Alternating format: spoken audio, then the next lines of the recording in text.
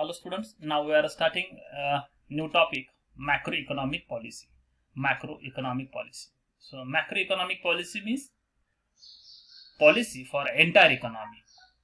So if we see the policies which are for entire economy, then we find out two policies, and that first one is monetary policy and second one is fiscal policy.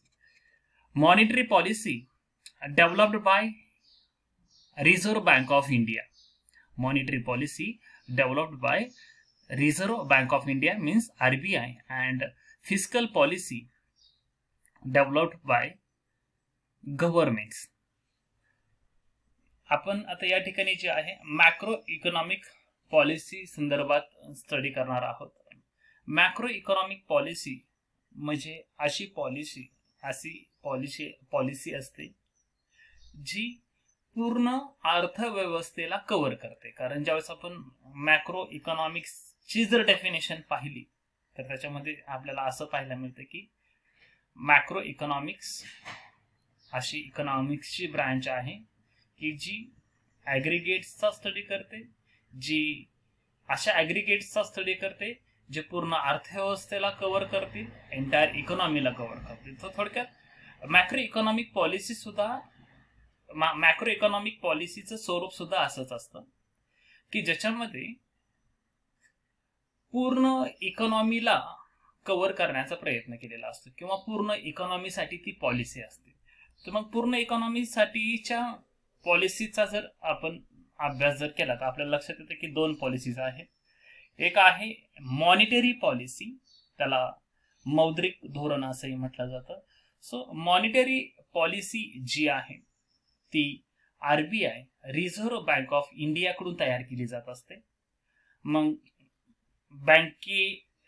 Reserve bank of India जे आहे तर त्यांचं बँकांवरती नियंत्रण असतं आणि reserve bank of India जे अर्थव्यवस्थेच्या डेव्हलपमेंटचा विचार करून बँकांसंदर्भात जो काही निर्णय घेते, जे काही नियम बनवते, जे काही पॉलिसी बनवते, तर ती फक्त एका विशिष्ट क्षेत्रामधील एका विशिष्ट राज्यामधील बँकांपुरती मर्यादित नसते, तर ती पूर्ण देशातल्या सर्व बँकांना एकसारखी ऍप्लिकेबल असते.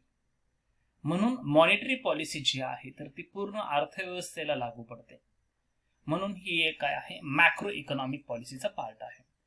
देन सेकंड जे आहे फिस्कल पॉलिसी, त्याला राजकोषीय धोरण असंही म्हटलं जातं.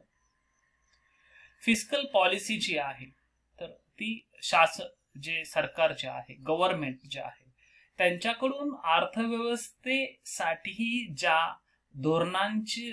जी धोरणं आखली जातात तर त्यांना फिस्कल पॉलिसी म्हणजे राजकोषीय धोरण जे आहे तर ते म्हटलं जातं आणि ते सरकारकडून गव्हर्नमेंटकडून तयार केलं जातं. सो ह्याच्यात एक पहिली महत्वाची गोष्ट आहे लक्षात घ्यायचं की मॉनिटरी पॉलिसी आणि फिस्कल पॉलिसी एंटायर इकॉनॉमीसाठी असतं. दुसरी गोष्ट, मॉनिटरी पॉलिसी जी आहे तर ती आरबीआय बनवतं आणि फिस्कल पॉलिसी जी आहे तर ती गव्हर्नमेंट बनवत असतं. आता ह्या जरी दोन वेगवेगळ्या पॉलिसीज जरी असल्या तर आपल्याला या ठिकाणी ऑब्जेक्टिव्ह जे आहे मॅक्रो इकॉनॉमिक पॉलिसी म्हणजेच काय, monetary and fiscal policy. Macro economic policies means monetary policy and fiscal policy. So the objectives of macroeconomic policy means objectives of monetary and fiscal policy. So monetary and fiscal policy formulated by different authorities means monetary policy developed by Reserve Bank of India and fiscal policy is developed by the government. But these both policy have working for a same goal, working for a same objectives, which include different objectives. So we will learn one by one. Monetary policy आणि fiscal policy ह्या ज्या आहेत तर ह्या macro economic policies आहेत. Macro economic policies म्हणजेच काय, monetary policy आणि फिस्कल पॉलिसी. मॉनिटरी पॉलिसी ही आरबीआय बनवते आणि फिस्कल पॉलिसी हे गव्हर्नमेंट बनवतं. ह्या दोन वेगवेगळे जरी पॉलिसी असल्या, मॉनिटरी पॉलिसी आणि फिस्कल पॉलिसी ह्या दोन्ही वेगवेगळ्या असल्या तरी ह्या दोन्हीही पॉलिसीज एकमेकांना कॉम्प्लिमेंटरी म्हणून जे आहेत तर ते काम करत असतात. Both policies are complementary for each other to achieve common objective. So या ठिकाणी आपल्याला जे मॉनिटरी पॉलिसीचे ऑब्जेक्टिव्ह आणि फिस्कल पॉलिसीचे ऑब्जेक्टिव्ह हे एक असलेले पाहायला मिळतात, कारण दोन्हीही पॉलिसीज देशामधले जे महत्वाचे समान उद्दिष्ट असतात, जसं या ठिकाणी आपण पुढे पाहणार आहोत, फुल एम्प्लॉयमेंट असेल, price stability, economic growth rate, regional imbalance, capital formation, हे जे काही आहेत तर ह्या समान उद्दिष्टांसाठी दोन्हीही पॉलिसीज जे आहेत आपापल्या पातळीवर एकत्रित कॉम्प्लिमेंटरी जे आहेत एफर्ट्स घेत असतात. सो मॉनिटरी पॉलिसी थ्रू जे निर्णय घेतले जातात ते फिस्कल पॉलिसीच्या निर्णयांना सपोर्ट करतात. फिस्कल पॉलिसी थ्रू जे निर्णय घेतले जातात ते मॉनिटरी पॉलिसीला सपोर्ट करतात आणि या दोघांचा ऍग्रिगेट इफेक्ट जो आहे तर तो overall social welfare, economic development, economic progress ह्या गोष्टींमध्ये होत असतो. सो दोघांचे ऑब्जेक्टिव्ह जे आहेत तर ते आपल्याला प्रामुख्याने समान असलेले पाहायला मिळतात. ही गोष्ट सगळ्यात आधी आपण लक्षात घ्यायची. सो या ठिकाणी आपण वन बाय वन जे आहे तर ते पाहूयात. First objective of macroeconomic policy means monetary and fiscal policy is full employment. So the government and RBI making every possible effort to increase employment in the country through effective their monetary and fiscal measures. Investment in infrastructure has resulted in direct and indirect employment. So through fiscal policy, government lower the taxes and duties on small scale industrial units and encourage more investment and motivate to generate more employment. So various rural employment programs have been also undertaken by the government of India to solve problems in rural areas specifically related to unemployment.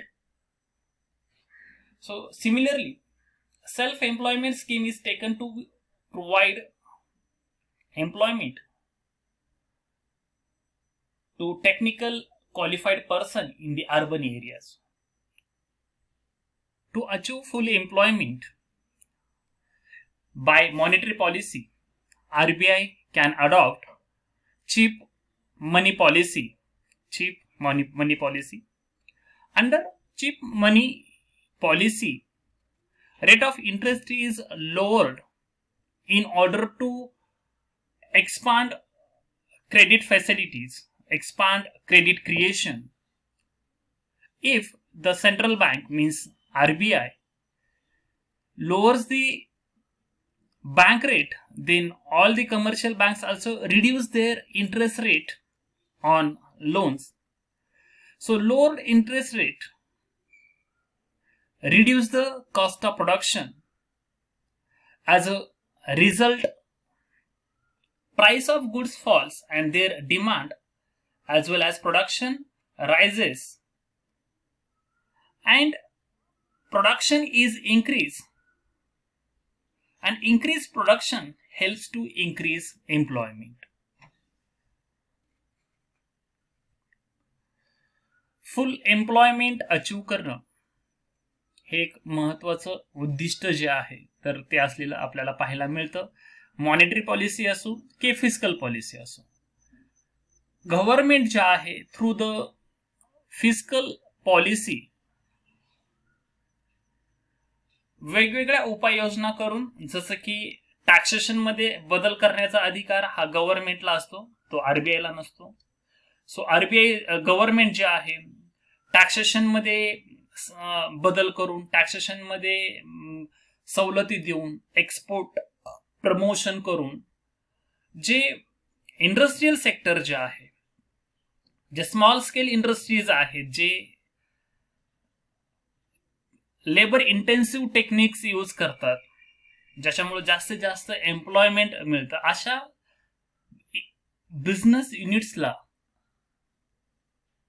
Government त्यांच्या fiscal policy through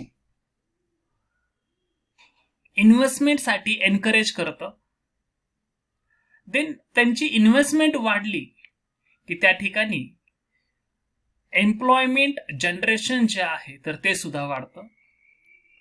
सोबतच government employment संदर्भात वेगवेगळ्या policies ज्या आहेत तर ते राबवतं. जसं की एम्प्लॉयमेंट संदर्भामध्ये भारत सरकारची सगळ्यात महत्वाची पॉलिसी कुठली असेल तर ती आहे Mahatma Gandhi national rural employment guarantee act. त्याच्या माध्यमातून लोकांना रोजगाराबाबतीमध्ये जे आहे हमी दिली जात असते, रोजगार उपलब्ध जो आहे तर तो करून दिला जातो. सो अशा प्रकारे ह्या फिस्कल पॉलिसीच्या माध्यमातून सरकार जे आहे फुल एम्प्लॉयमेंट आणण्याचा प्रयत्न करतं. आता मॉनिटरी पॉलिसीच्या बाबतीमध्ये जर विचार केला तर मग फुल एम्प्लॉयमेंटसाठी मॉनिटरी पॉलिसीचा